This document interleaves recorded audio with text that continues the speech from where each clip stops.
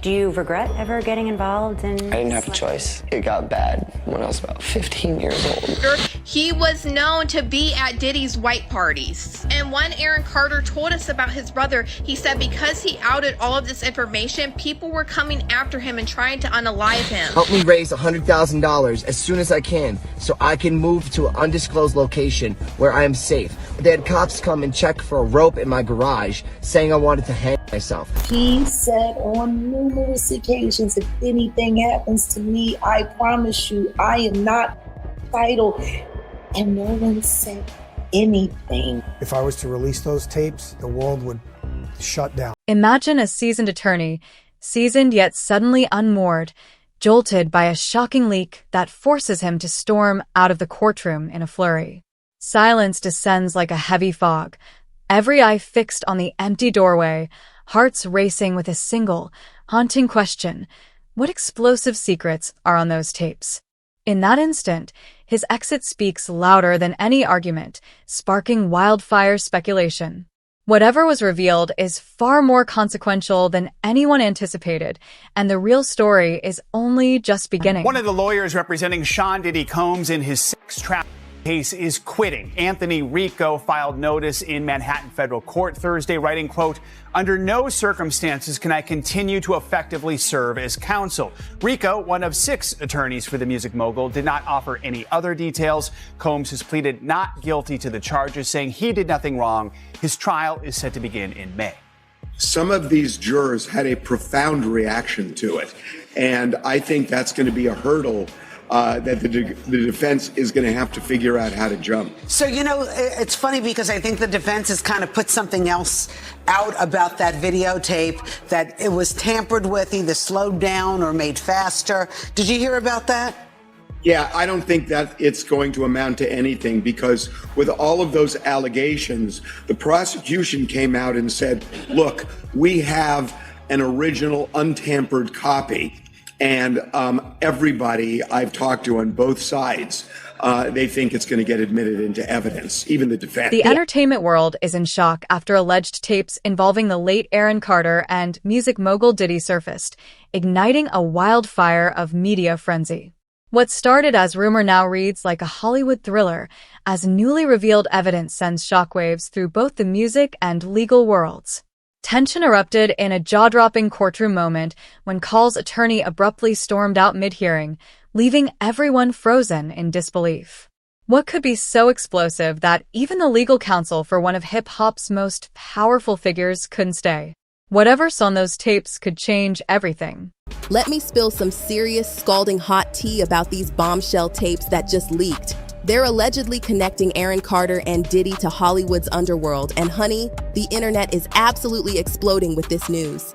These recordings reveal something utterly horrifying, an organized ring targeting young entertainers. And it gets worse. They're saying Diddy's lawyer might have been involved in all of this too. I mean, can you even imagine the scope of this conspiracy? The content of these tapes will absolutely make your jaw drop. They're talking about these secret parties, and I mean really secret, where innocent stars were exploited under the guise of networking and mentorship. And guess whose name keeps coming up? Our sweet Aaron. Aaron Carter tried to tell us about Diddy. Right before Aaron Carter passed away, he said that his brother was a Melissa Schumann, who sued Nick Carter for SA, was in a girl group called Dream, and they were owned by Diddy. In her lawsuit, she alleges that Nick Carter first hit on her when she was 16 years old on a music video shoot with Diddy. And baby, her accusations against Nick Carter sound super similar to Diddy's. Around the same time that this woman is claiming these allegations against Nick Carter, he was known to be at Diddy's white parties. And when Aaron Carter told us about his brother, he said because he outed all of this information, people were coming after him and trying to unalive him. Silence breaker for my brother, who is a and they're after my life. My whole family is after my life, and they're setting me up. And Sony Records owes me $3.5 million, and they don't want to pay me, and it would be in their better interest, just like Michael told me. They owe me money, and they're trying to off. And I'm begging you and I'm pleading you, help me raise $100,000 as soon as I can so I can move to an undisclosed location where I am safe. They had cops come and check for a rope in my garage saying I wanted to hang. I find this all super crazy because at the same time, Aaron Carter was also saying that Sony was involved in this plot to unalive him. And during this time, the Backstreet Boys had came back and they were still signed. Quiet whispers have surfaced about a cache of potentially explosive recordings, allegedly dating back to the era when the late Aaron Carter, often dismissed as a troubled teen pop star, claimed to hold evidence that could expose cracks in the carefully crafted image of music mogul Diddy. Said to include both audio and video, these unverified tapes reportedly reveal controversial moments that could upend decades of public perception. While their authenticity remains unconfirmed, one thing is clear. These allegations have sparked a high-stakes legal battle that has now erupted into the spotlight, commanding the full attention of both the courts and the culture. So to my understanding, Courtney was really good friends with Tupac. I'm always trying to explain this. So in New York, we all know the East Coast, West Coast beef, right? Sure. We all have some knowledge of it. It's only cursory. So you have to imagine on the East Coast, there was two factions. There was the Bad Boy faction, and then there was Death Row East. So Death Row was starting to encroach upon Diddy's territory in New York. And there are a lot of people in New York who didn't like Diddy, who didn't want to rock with the Bad Boy East Coast, side of the East Coast, West Coast beef. So there were a bunch of people in New York, a faction, who were West Coast East Coasters, if you will. And Courtney was one of those people. So to my understanding, Courtney knew Kim through Tupac and Courtney's a industry insider, A&R, or a record exec who brought different people to labels to help them get into the music industry. So he knew producers, managers, all these people in the music industry. And one day he was talking to a friend who was with Kim. And Kim was like, who are you talking to? And he said, I'm talking to Courtney B. And she said, oh, let me talk to him, because they knew each other through Tupac. And said to Courtney, I got something, because for you, I know you'll know what to do with it. And that's the next day is when Courtroom drama reached a fever pitch when Sean Diddy Combs' attorney, Anthony Rico, was handed a document summarizing the leaked material. Eyewitnesses say his reaction was immediate and unmistakable, a mix of disbelief and outrage that erupted into a jaw-dropping moment as he abruptly walked out of the hearing. In a subsequent filing, Rico stated, "Under no circumstances can I continue to effectively serve as counsel for Sean Combs." The sudden exit sent shockwaves through the courtroom and sparked urgent questions. Was this a calculated tactic to buy time, or a raw acknowledgement of just how explosive this case has become? The legal battle surrounding Sean Diddy Combs took an unexpected turn when his attorney, Anthony Rico, abruptly withdrew from the case, citing circumstances that made it impossible for him to continue representing the music mogul. Rico, who has built a formidable career as a defense lawyer, filed a motion in court declaring that under no circumstances could he proceed as part of Combs' legal team. His departure raises numerous questions, especially since he had been one of the 6 attorneys slated to defend Combs in the high-profile case set to go to trial in May. Anthony Rico's resignation is particularly notable due to his extensive experience in handling complex cases. The world of hacking, secrecy, and power often collide in unexpected ways, and when a member of the hacking collective Anonymous comes forward with information, people pay attention. Recently, an alleged Anonymous member made a startling claim regarding Diddy's legal troubles and the abrupt departure of his attorney, Anthony Rico. According to this source, the sudden resignation was not simply a strategic legal move, but rather a calculated decision to distance himself from an impending scandal that could implicate some of the most powerful figures in Hollywood. The hacker, who claims to have ties within the entertainment industry, stated that a highly sensitive list is on the verge of being released. This document, which allegedly contains the names of numerous influential individuals, is expected to shake the foundations of Hollywood and beyond. How significant is it that one of his defense attorneys, high profile, Anthony Rico, has quit and made it pretty clear, I think, in the wording of his of his resignation from the team and the case, that he obviously, I imagine, has issues with Diddy himself. Well, in full disclosure, I've represented Sean off and on for many years, and my daughter is still the lead lawyer for Diddy. So from a father's perspective, I don't think it makes one whit of difference, frankly.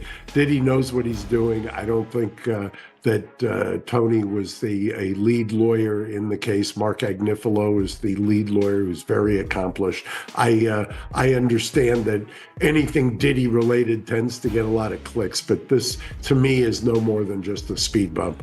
So we shouldn't be reading into it anything more sinister, because it just seemed unusual in such a high profile case for one of the team to publicly resign like this.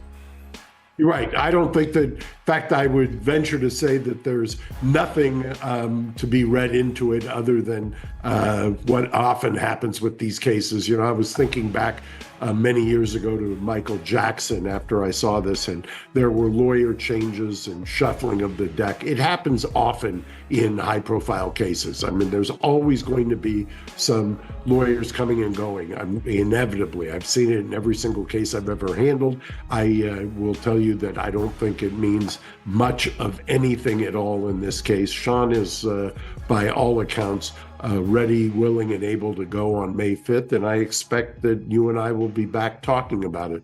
What is your overview of where he is in terms of criminal liability here, in terms of what may happen to him and the weight of the case? Because we know that when the feds come for somebody, they normally have a very good success rate. Well, that's absolutely true. I tell clients when they come into my office, you know, the federal conviction rate is in the high 90s. So understand there aren't that many lawyers walking around who've heard the words not guilty in a federal courtroom. So I've been fortunate to have that, as has my daughter and both Mark Agnifilo. I will tell you, this is my take on this case. This case has been the media has so run with this idea that we have A-list celebrities, that we've got sex tapes. The tapes are about to drop. The sex tapes are involved, whether it's, and I don't even want to kind of push forward the... While the tapes now sit at the center of this firestorm, they also reopen a door to a far more complex and controversial history surrounding Sean Diddy Combs. A legacy long shadowed by allegations, from bitter financial disputes with artists to claims of secretive, high-powered parties where influence and exploitation reportedly blurred beyond recognition. Combs has long been celebrated as a visionary who reshaped hip-hop culture, yet critics have repeatedly pointed to troubling patterns beneath the glittering surface of fame and luxury. This latest scandal doesn't just reignite debate over his legacy, it demands a deeper reckoning with accountability in an industry notorious for protecting its most powerful players. Carter begged for help in front of the world. He begged for financial support to help get him a private security team to keep him alive. He said on numerous occasions, if anything happens to me, I promise you, I am not vital. And no one said anything. Look at Aaron Carter's latest interview, 2 weeks before his death. Aaron, how you holding up? I'm doing good, man. You doing good? Yeah, staying strong. It's been 8 months of a lot of turmoil and back and forth. But at this point, I think that I've got it under control. You know, I'm doing everything that I need to do, and just focusing on my music, which is what I love. It's my passion. And really just, taking care of my aftercare, and which consists of what? The care. You're doing what you have to do. So what does that mean to you? Basically, a lot of people in the news, there's hundreds of posts from media, and they all said, that I'm in rehab, right? That's not what's happening. You're not in rehab? No, I'm not in rehab. I'm in an outpatient program that is just meetings. So it's NA meetings, AA meetings, just so the judge can see that I'm taking care of my aftercare. The Aaron Carter connection only deepens the intrigue. Before his untimely death in 2022, Carter repeatedly claimed he held sensitive, potentially incriminating evidence involving some of the music industry's most powerful figures. At the time, Many dismissed his warnings as the troubled outbursts of a struggling artist. Now, in the wake of these leaks, his claims take on a far more unsettling weight. Fans and critics alike are asking the same chilling question. Could Carter's revelations trigger a long-delayed reckoning for the industry? And if so, what does it mean for Sean Diddy Combs, whose vast empire, built on musical innovation but shadowed by controversy, now hangs in the balance? I want to verify that this is actually my GoFundMe page. There's been a lot of misdirection that I've had to do in order to protect myself from being the silence breaker for my brother, who is a rapist. And now they're after my life. My whole family is after my life. And they're setting me up. And Sony Records owes me $3.5 million, and they don't want to pay me, and it would be in their better interest, just like Michael told me, and Brad Paisley, who sued Sony Records for $10 million.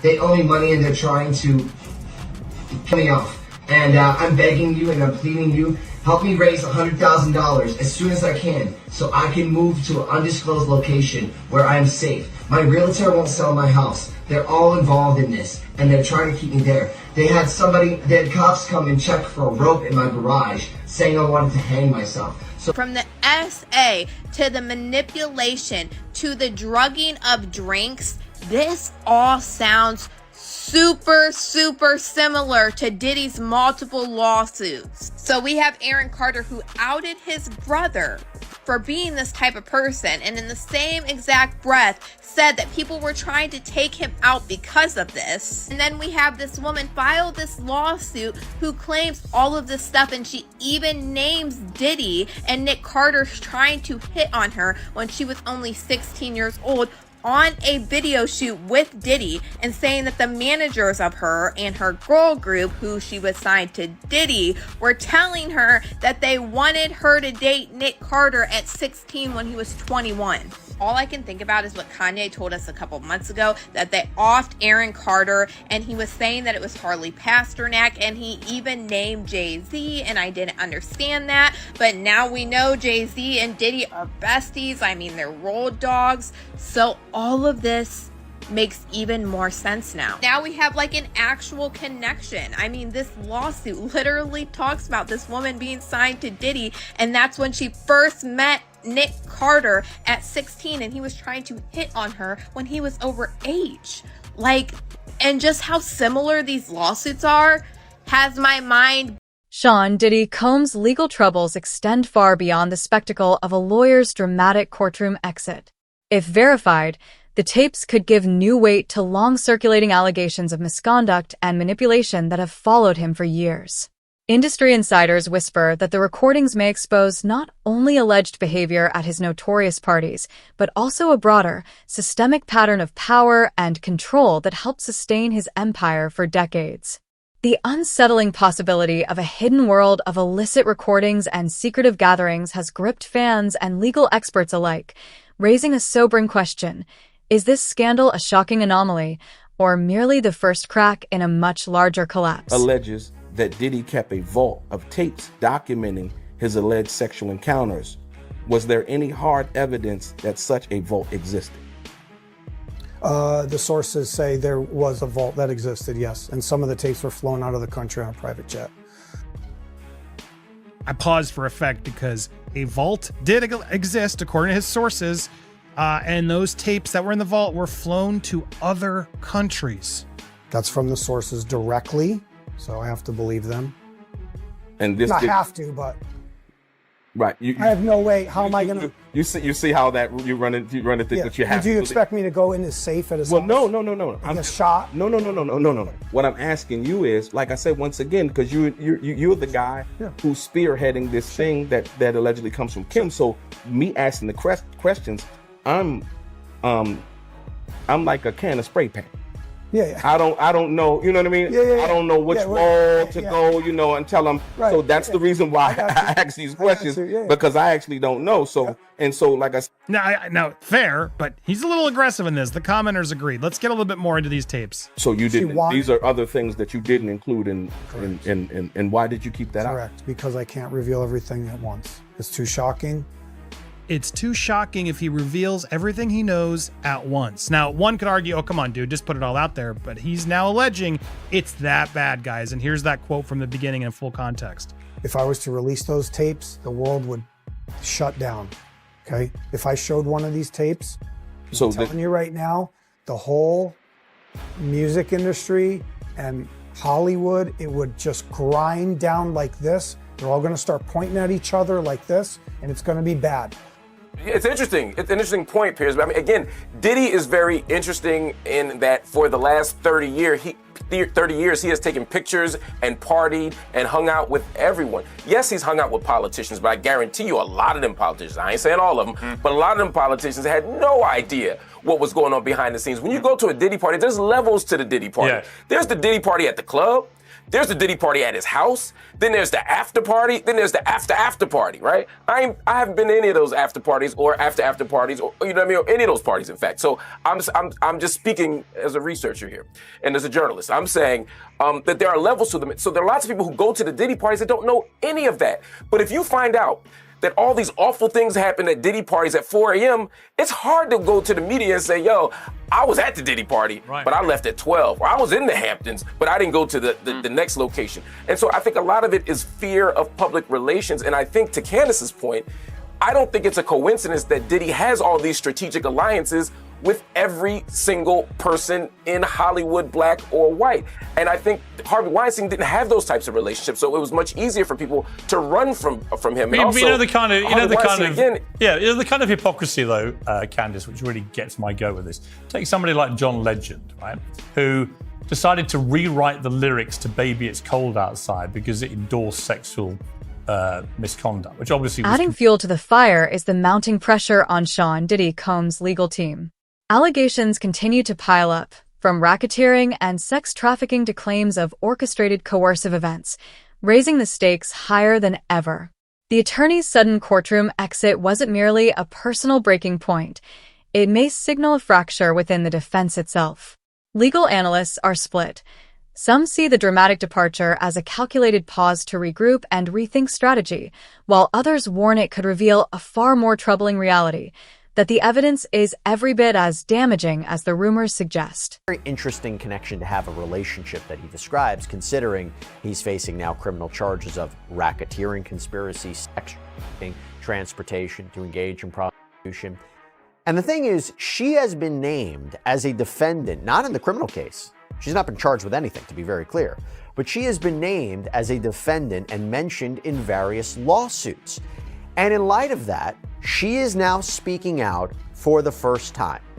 In a statement that was published by USA Today and first reported by Rolling Stone, she said the following, quote, "For months, horrific accusations have been made about me in various lawsuits regarding my former boss. These false allegations of my involvement are causing irreparable and incalculable damage to my reputation and the emotional well-being of myself and my family. I have never condoned or aided and abetted the sexual assault of anyone, nor have I ever drugged anyone. The idea that I could be accused of playing a role in or even being a bystander to the rape of anyone is beyond upsetting, disturbing, and unthinkable. That is not who I am, and my heart goes out to all victims of sexual assault. I am confident that the allegations against me will be proven to be untrue." So, what is she seemingly referring to? Well, how about the fact that she is listed as a defendant in an amended complaint filed this month by Ashley Parham, who claims that she was violently gang raped. And when I say violently gang raped, I mean the allegation that she was gang raped by comedian Drewski, NFL star Odell Beckham Jr., and violently assaulted with a remote by Sean Combs. And I saw some things in a personal email that threw me off guard. Like what? I don't want to go into details right now, but it just threw me off guard. You know what I mean? To make me be like, you know what I mean? Like, I understand you crying now and of the trauma that you've seen, but what about me, bro? Mm-hmm. Like, what about the trauma you put me through when I read that email? I'll tell you, it felt like some sacrificial stuff was going on, man. Like, it felt very scary and weird to where I ran to get help. Did you have this conversation with the rest of the group? Yeah, they know. So when you guys heard this, we was in tears. Like, oh, yeah, wow, in tears, real I love my brother. What's going on? Tears, real hurt, pain. Yeah, it's real scary when you got to keep it to yourself. Yeah. You start doing things. I was like walking around Rochester, bro. Like it's like I really like lost myself for like years. And I don't cry about this no more because I'm stronger. But it's like I was going crazy, bro, trying to figure out like what's going on. And the things that I was feeling are coming to light now, and I'd be like, whoa. Yeah, I guess like if this would never came out, I still would have been secret about it. I wouldn't just like snitch. Yeah. Cause I'm not no snitch. Like This latest development doesn't exist in isolation. It echoes some of the most notorious scandals to ever rock the entertainment world. The emergence of these tapes has drawn uneasy comparisons to past cases involving figures like Jeffrey Epstein, R. Kelly, and Harvey Weinstein, where powerful men were accused of abusing their influence, sparking public outrage and far-reaching legal consequences. Yet unlike those cases, this story remains shrouded in uncertainty, driven by fragments, whispers, and unanswered questions rather than full disclosure. What exactly lies hidden within these recordings? And if revealed, how could they fundamentally reshape our understanding of Sean Diddy Combs' long-standing power and influence in the music industry? Yeah, there's a U.S. attorney that covered up the Epstein case, and he covered up the P. Diddy case. I'll explain it to you. Andre Damian Williams Jr.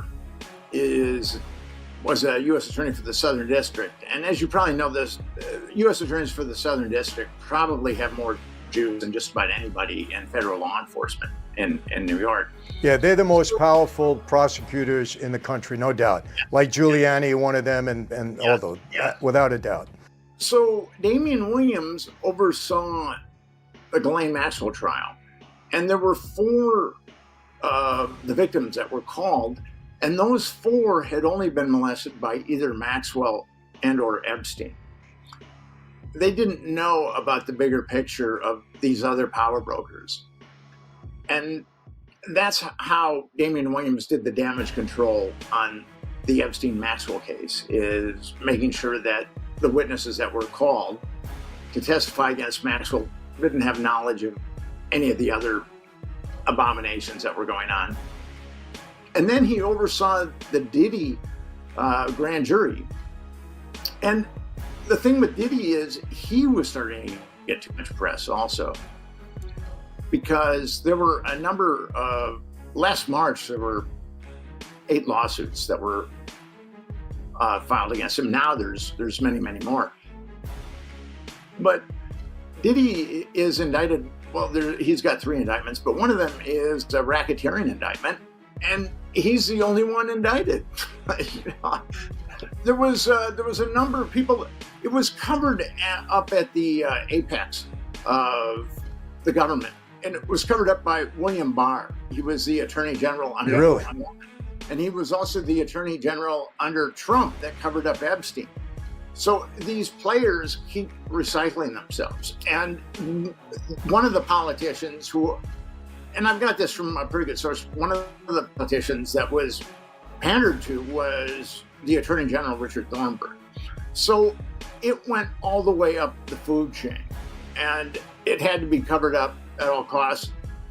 With Epstein, we're seeing the exact same thing. And also with Diddy, that Epstein was protected. And there was one of the girls, one of the Epstein victims, the first one that came forward was 15 years old. And she told her parents that she'd been molested by Jeffrey Epstein, and her parents took her to the Palm Beach Police Department, and the Palm Beach Police just looked upon Epstein as this benevolent billionaire, and they were skeptical, but the girl talked about it, the inside of his home, described the inside of his home, actually described his anatomy. So the Palm Beach Police Department started a year-long investigation, and they were able to get 5 underage girls to come forward. And they got corroborating statements from 12 other people, but they knew of 17 additional underage girls that had been molested. And the Palm Beach Police Department served a search warrant on Epstein and immediately wanted to charge him with 5 counts of child abuse. But what happened was the case got taken away from them by the... Is this the final blow to Sean Diddy Combs' empire, or just another chapter in a scandal that refuses to die? Did his lawyer's dramatic courtroom exit finally reveal the explosive truth behind the Aaron Carter tapes, or is it a calculated move to buy critical time? And amid these shocking revelations, who truly holds the reins in hip-hop's shadowy underworld? If you want to follow every twist and turn of this high-stakes drama, hit like, subscribe, and turn on notifications. The full story is coming, and when it erupts, you won't want to miss a single moment.